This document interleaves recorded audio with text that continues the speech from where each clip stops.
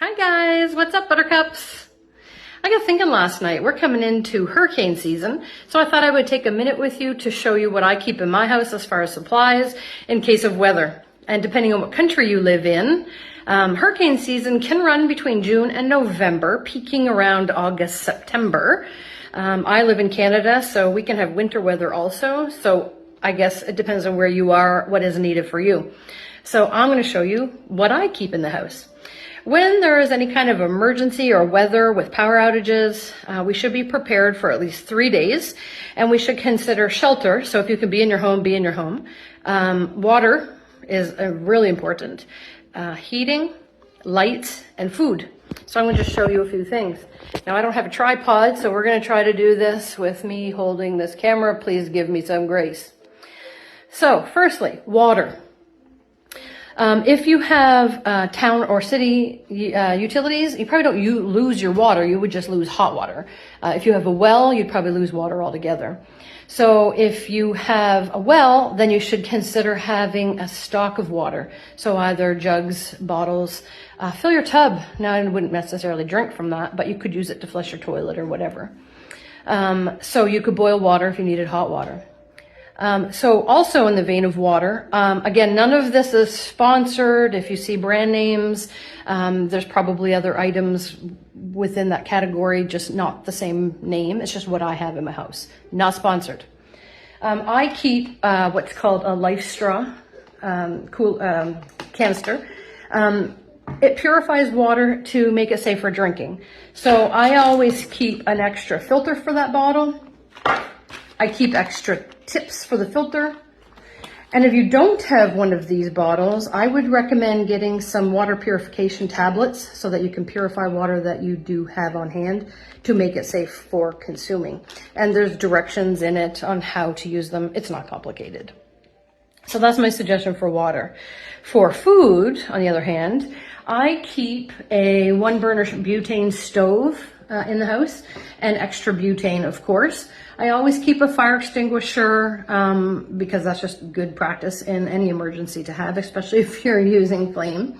And then I keep flashlights for light. Make sure you have extra batteries. But back to food for a second.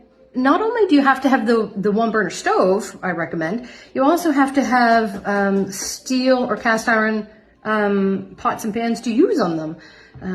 Some pots and pans you wouldn't be able to put on an open flame, so just keep that in mind.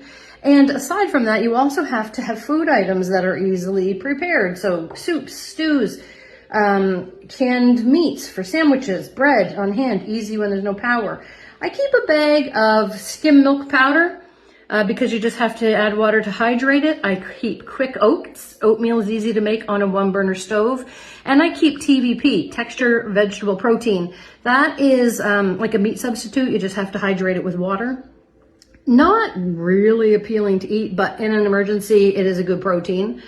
So those are the things that I keep on hand that are easy to prepare on a 1-burner stove. I also can make grilled cheese sandwiches for any kiddos to go with their soups. So that would be something to consider stocking up on in your dry pantry before a storm or weather. Now for lighting, I use a couple of different things. I keep flashlights on hand, make sure you have extra batteries. I also keep the old-fashioned oil lamp. But if you're going to do that, you have to make sure you have extra oil, and even the wicks. You can get extra wicks too.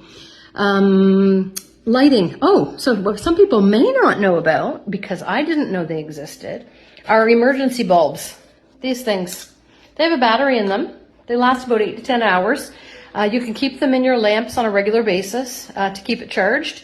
And then if the power goes out, you just turn on your lamp and it gives you lighting. You can also put these little ends on, these little tips, to take around with you. You can take them into the bathroom or wherever outside if you had to.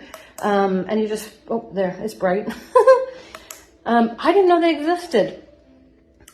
So again, I didn't know that they were a thing, but they have been very convenient on more than one occasion.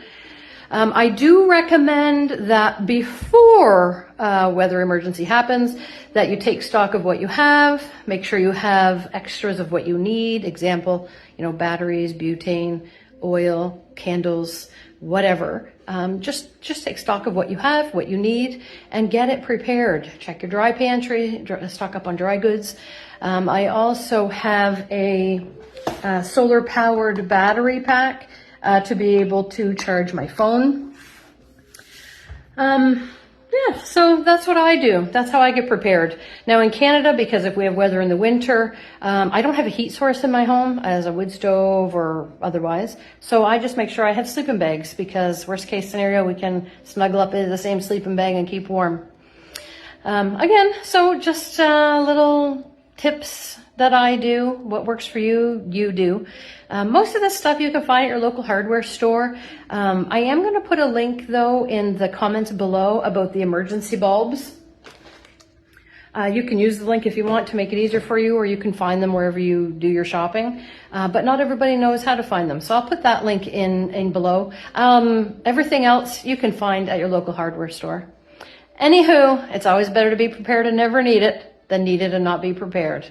As always, love, Nan. Bye.